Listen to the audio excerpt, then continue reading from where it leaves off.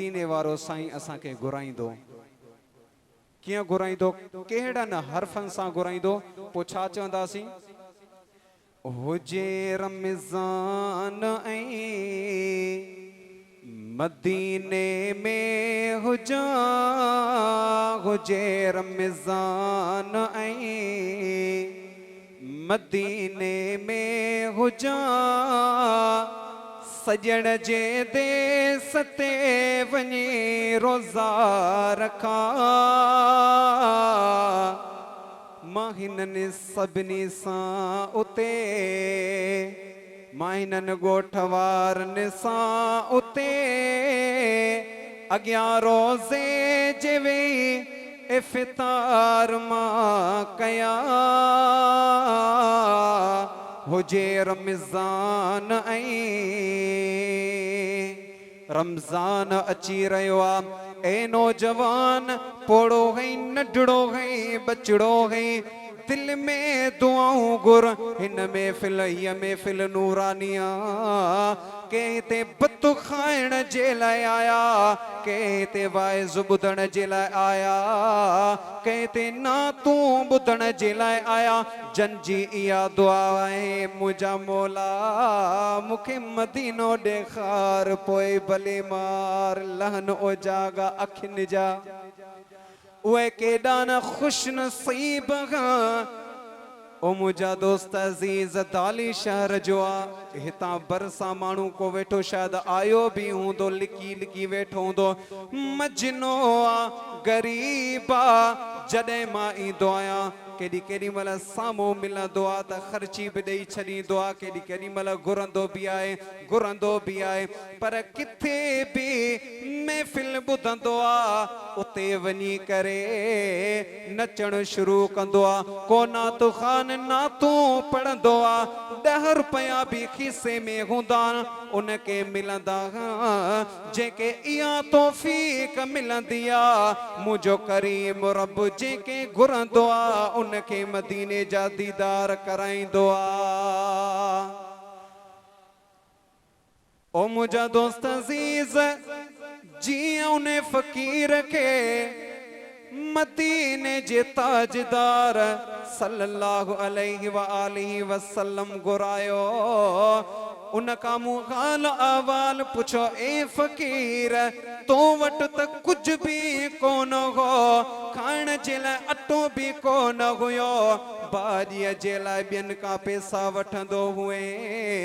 तोखे एतिरा पैसा कंहिं ॾिना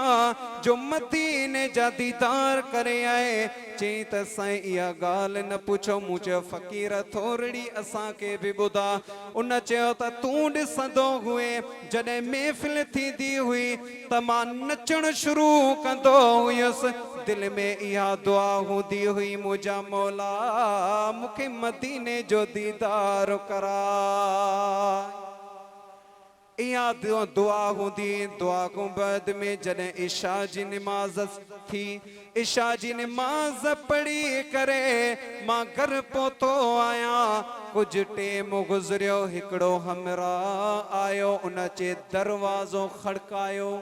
छा खड़कायो हारी आयो न अल कासिब हबीबुल्लाह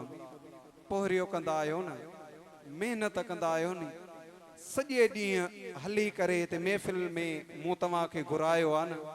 दावत ॾिनी आहे न पर मूं न ॾिनी आहे